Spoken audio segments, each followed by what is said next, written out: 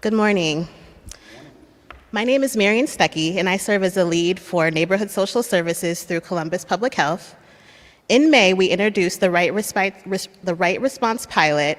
After several weeks, we can clearly see the difference it's making due to the hard work and dedication of Columbus Public Health, Columbus Fire, and police. Right Response has allowed us to be intentional and center around the needs of each caller, ultimately providing the space to understand and listen first, then address the crisis at hand, no matter how long it takes. I am grateful for the efforts of the Right Response teams, as well as City of Columbus leadership for the investment in this program. Since the pilot, there have been numerous examples of collaboration and really going the extra mile for those in crisis and in times of need.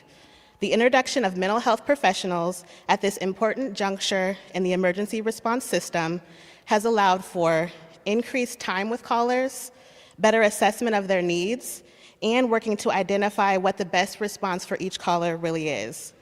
There have been many examples that illustrate the success of this program.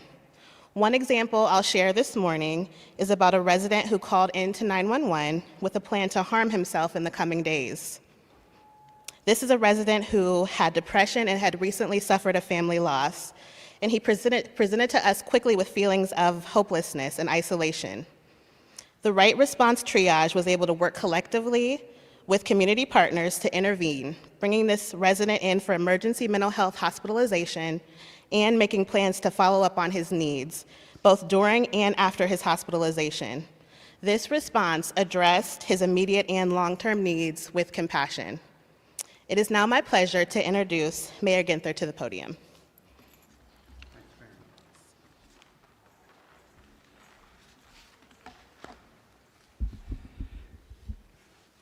Good morning, and thank you, Marion, for all your incredible work, and to all your colleagues at the CARE Coalition, to Council President Hardin, to Chief Bryant, Commander Jeffrey, the Division of Police. Also thrilled to have Fire Chief Happ here as well, and both at that point it was Interim Chief Woods and Chief Happ at the announcement of this pilot. It's critically important that we have support and partnership from the highest levels of both police and fire. And I see our health commissioner, Dr. Mashika Roberts, in the back as well. Having leadership from the top is what makes these partnerships and collaborations so successful. To our 911 dispatchers, to our friends at Adam H. We say this often, but it bears repeating. Our police officers cannot and should not be all things to all people all the time. They are not, nor should they be, social workers, medics, mental health professionals. Don't get me wrong, our officers are very important to neighborhood and community safety, and they bring many important skills and experiences to the job.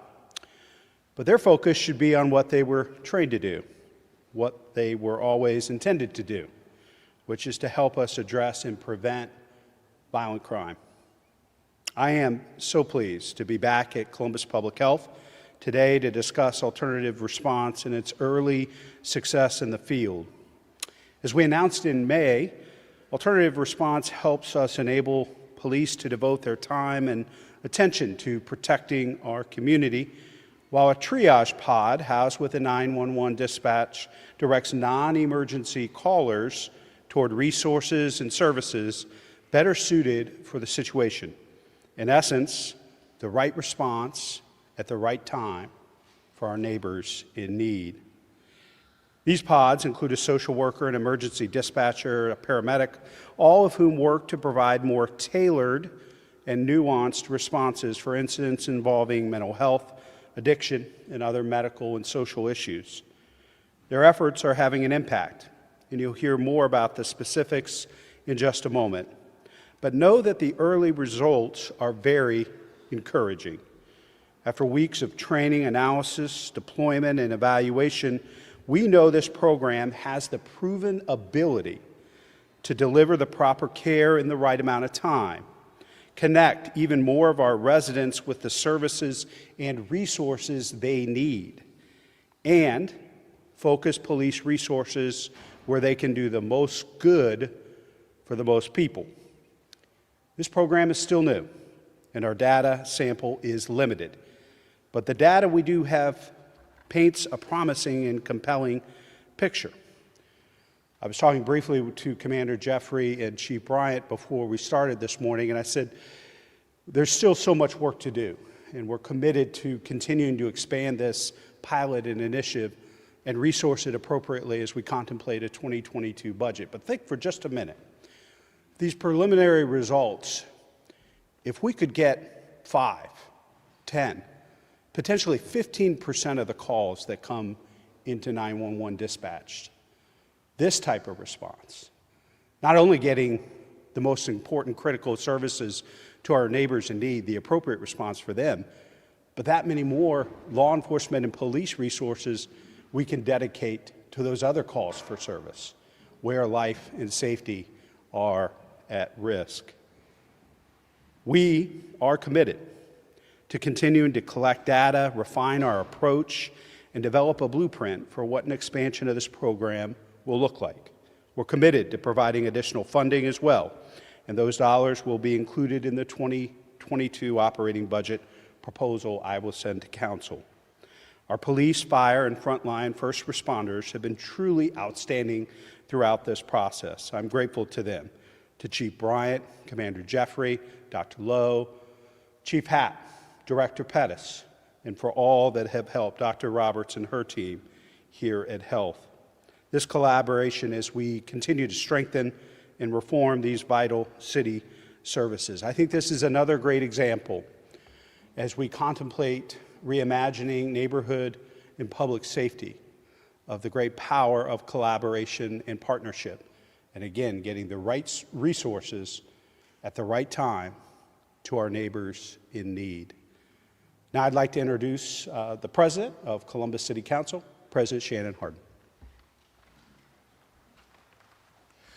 Thank you, Mayor Ginther, to Marion Stuckey, to Chief Bryant, to Commander Jeffrey, to Dr. Lowe, to Chief Happ, and to our Health Commissioner. I am so excited to be here today to talk about the preliminary results from the administration's alternative crisis response system. The most important reform we can make is to get residents the right response at the right time. We've long asked, as the mayor said, our safety officers to solve every problem in our community. Whether it's a car crash, homelessness, or a murder, we call the police. We need our safety officers focused on proactive community policing. That's why it's exciting to learn about these initial results. Results led to more follow-up for residents in need of responses, of resources, no one going to jail, and better deployment of taxpayer dollars. As we advance the idea of reimagining safety, we said over and over again that alternative crisis response is our top priority. I'm excited to see the mayor and the administration running with this ball. Now is the time to test, to iterate, and to think through what a new system can look like for our future. The results we'll talk about today do not prove we have a perfect system yet, but it shows the improvements that can be made with partnership, with hard work, and with continuous iterations. It starts with the call center. If calls can get redirected to where they need to go, then the rest of the system can matter. Then we'll be able to build out and scale interdisciplinary teams like REACT, like our SPARK program, and like the MCRU program. I'm very appreciative of the work that is being done to this point, especially to the folks working in this pod experiment and testing this new system. With that, I'd like to invite up our police chief, Chief Elaine Bryant.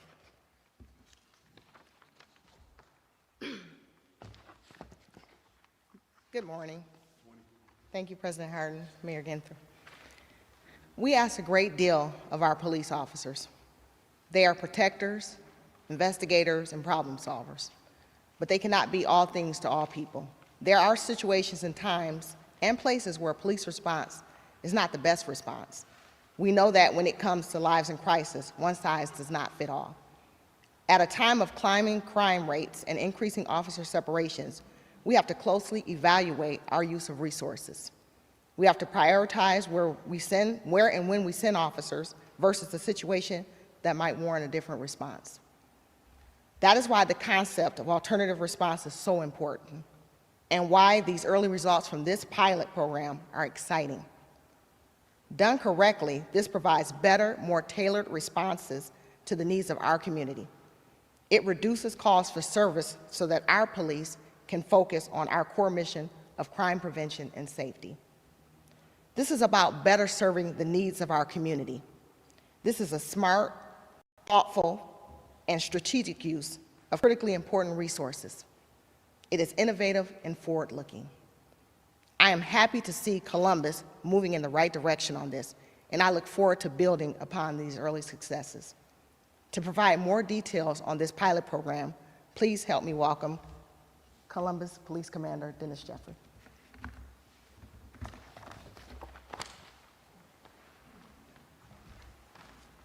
Well, thank you, Chief. Mayor Ginther, President Hardin, I appreciate you having me here. And I want to say I've been involved in this project since its inception, and I've been in the Triage Pod, what we call it, every day predominantly, and I've been listening to these calls and watching this team work, and it's been amazing. I've been involved in mental health through the police department for a number of years, and this is a natural transition to kind of the work we've already accomplished. We've always known that initial call is really critical, how we analyze that call, how we triage that call to best get that call in the right direction. So this is a project that's really highlighted that. And I can't start by saying enough of our dispatchers, our call takers. They've been phenomenal, and they're really the first line. They're taking that initial call, and it's a tough job, and I've seen that firsthand as I've been out there, so I really want to give them kudos. They've been amazing. And also to our clinician who's been working this project, she's incredible. A lot of caring, compassion, empathy toward every caller, every time. And that's really important. That's why this is successful, because someone is talking to that person that can really dig deep, find out what's going on, and determine, should we send the police, should we send EMS, or is there another alternative that we can send to get that person the help they need. One unintended consequence or a benefit we've seen is sometimes we do still send officers EMS, but what our clinician's been able to do is talk to that person while those units are en route, begin that de-escalation process, gather more information so there's a much safer response when those units get there. Instead of someone showing up at your door unannounced, you now know who's coming, what to expect, and kind of provide instructions on how best to safely encounter those officers or those medics. So like I said, this has been a fantastic project for me, and I'm really excited about the future of it, and I'm excited to continue to work on it. So it's my pleasure now to introduce Dr. Lowe with Columbus Fire.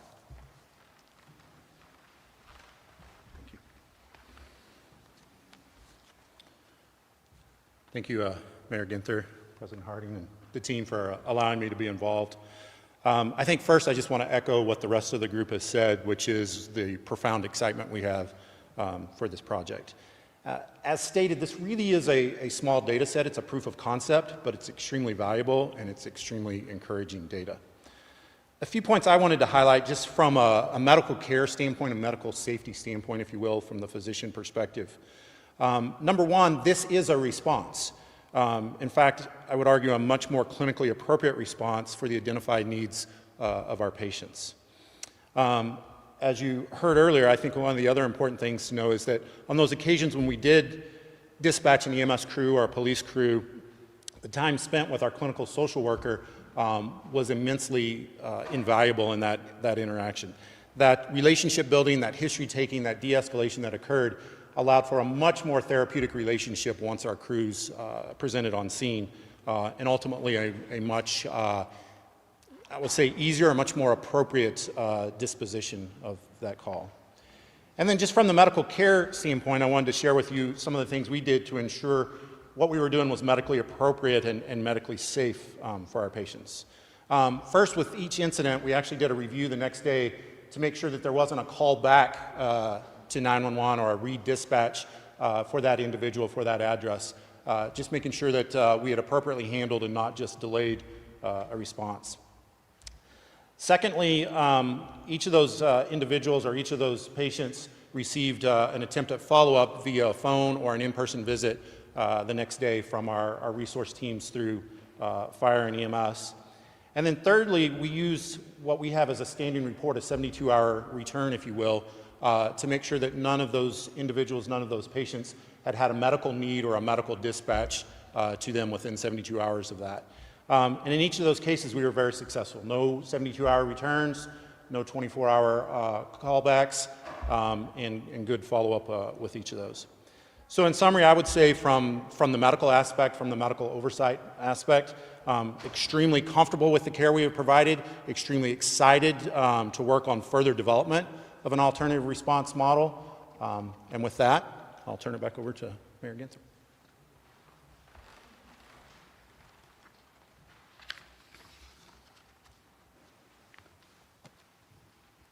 Thank you, Dr. Lowe, and thank you all for your leadership and partnership in launching this program. I also want to recognize, is it Catherine? Catherine. Thank you for correcting me. Catherine Carr-Harris, the Vice President of Clinical Services at Adam H., who is here today. We've worked closely with Adam H. to inform our approach with this pilot program, and we'll be working with them to support the new Mental Health and Addiction Crisis Center, another great resource just over the horizon for those in need. So our plan is to use this pilot, grow this pilot this year and into next year, continue to improve it, enhance it, learn from it, so that ultimately we can build out a system when that crisis center opens, I believe in 2024, is that right, Catherine? That we really have a robust alternative crisis response system here in our city to make sure, again, that our neighbors in need are getting the right response at the right time, and also freeing up law enforcement professionals to continue to deal with the violence we're seeing in our community and communities around the country. We know this is an important tool for addressing the diverse needs of a diverse community. It is not our only tool, but one of many. There's no one-size-fits-all approach to public health and to public safety. But by expanding and aligning our resources and our expertise, we will better reflect and respond to those who we serve and account for the complex realities of a dynamic and ever-changing world. I want to thank everyone that's been involved with this pilot and look forward to learning more, growing it, and expanding it in the weeks, months, and years ahead. We'll be happy to take any of your questions.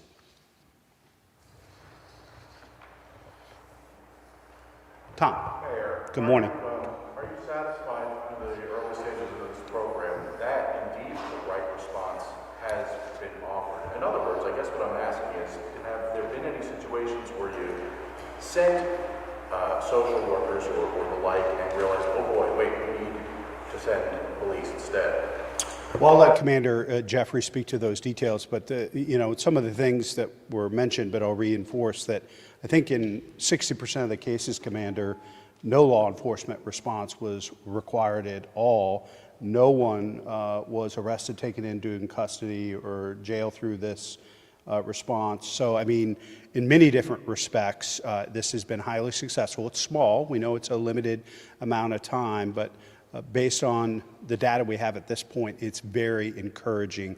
But Commander, do you want to speak to the specific question that Tom asked? Yeah, so safety is our number one goal always. So that's why we have, so if you think of the pod concept, we have a clinician, we have a dispatcher, and we also have a CFD firefighter paramedic listening to the same call. So they're all listening to that call, kind of from a different viewpoint, listening for any safety issues. And they want to make sure, you know, A, that person gets the right help they need in the moment. And if we feel that, you know, that we have done some follow-up. So all these people, the callers received a follow-up through our Spark team, many of them.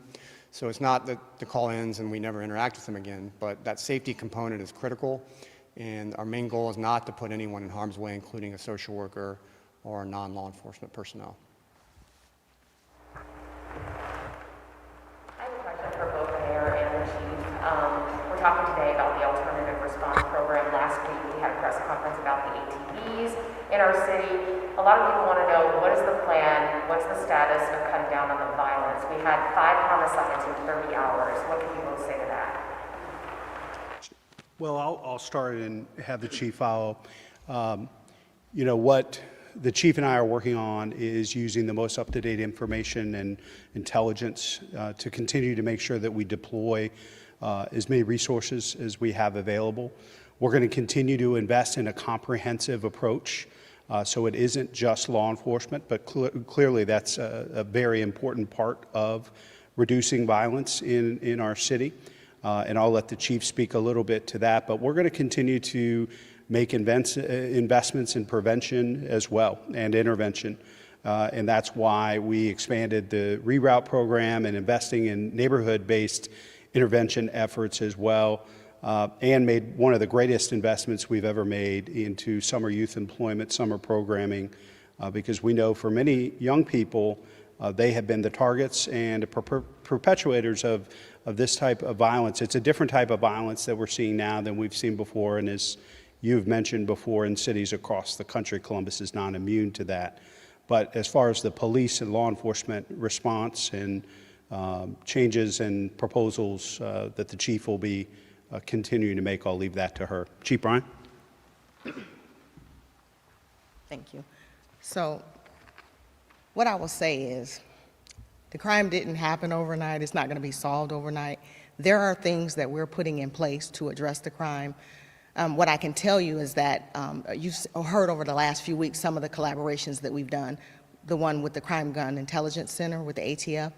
It has already produced some dividends. We've had search warrants that we've been able to get multiple guns off the streets. I can't speak specific to some of these cases because they are in conjunction with the FBI, so they're long-term and short-term investigations. But you may not see a response overnight as to the increase, but there are things that are working behind the scenes that I think will show dividends, and it will prove that a lot of our strategies are working.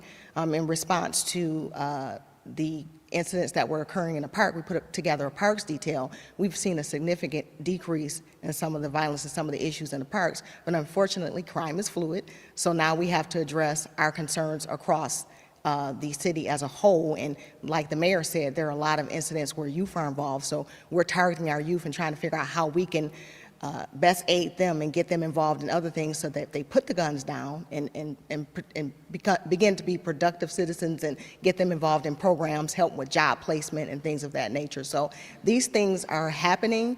We're looking at technology to be able to leverage and figure out where our resources are best deployed, because unfortunately we can't put a cop on every corner. We'd love to, but we can't do that. So we're figuring out best ways to address that. We're also looking at the way that we view our crime from internal.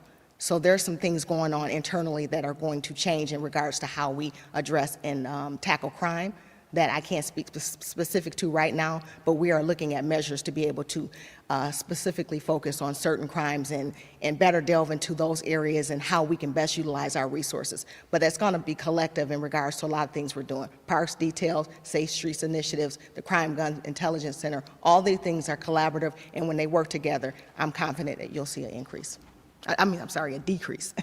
Thank you. One follow-up about the resources based upon a tweet I actually saw from another member of a different law enforcement agency talking about maybe 20 guard units being put out in Columbus last night, meaning that people were taken off of their patrol duties. Is that something, maybe you can't speak to the exact figures, but is that something you're seeing on a routine basis, that to guard scenes, to guard suspects, officers are being taken off of their regular duties, and what does that mean for the resources available for calls? So no. So our patrol, me and Assistant Chief Potts are very, very particular about our patrol. We know how important it is to keep officers on the streets and making sure that they're addressing the crime and patrolling their neighborhoods. So we are very, very careful about pulling resources from patrol duties. Now, what you will see is resources being reallocated to different initiatives, but those aren't officers that are responding to calls. So we're looking at ways to be able to, like I said, be able to utilize our resources as best as we can with what we have. We are looking to increase personnel. That's going to be extremely important going forward with some of the initiatives that the mayor and city council, and we're trying to put in place. But right now, we have to work with what we have, and I think that we're doing a really good job in trying to make sure that we're allocating those resources to best serve the community, and also make sure that our officers are safe as well on the streets, because you can't burn them out as well either. So there is an initiative in regards to the ATV situation that's going to happen this weekend. I'm not going to speak to specifics, but you will see more resources out there, and you'll see a more targeted effort, and it's in conjunction with our local agencies as well. So we're hoping that provides some sort of relief as well.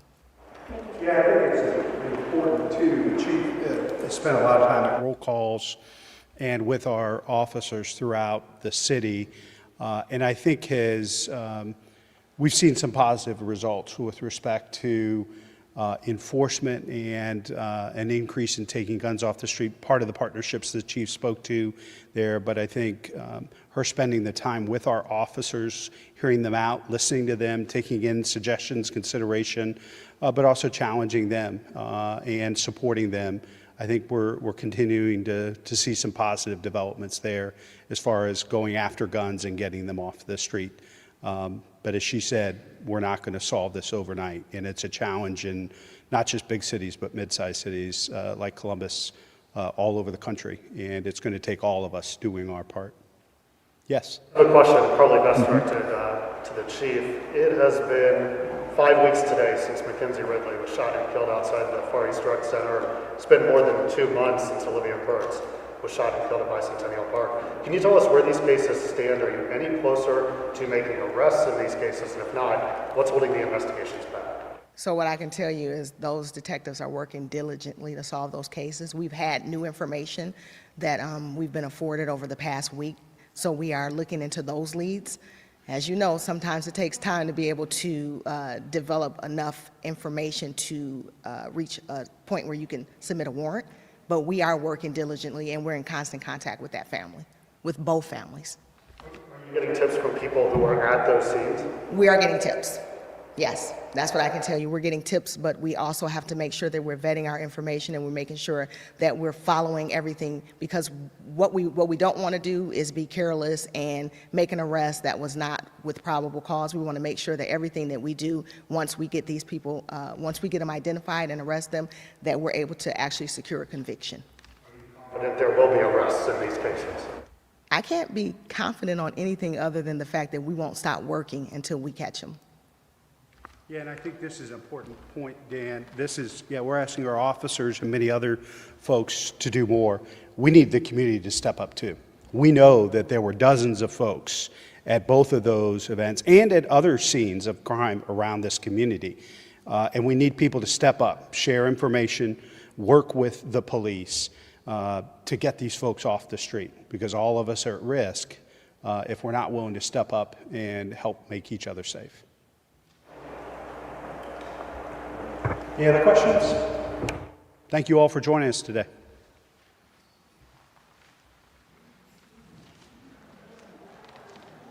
Thank you. Thank you for being with you.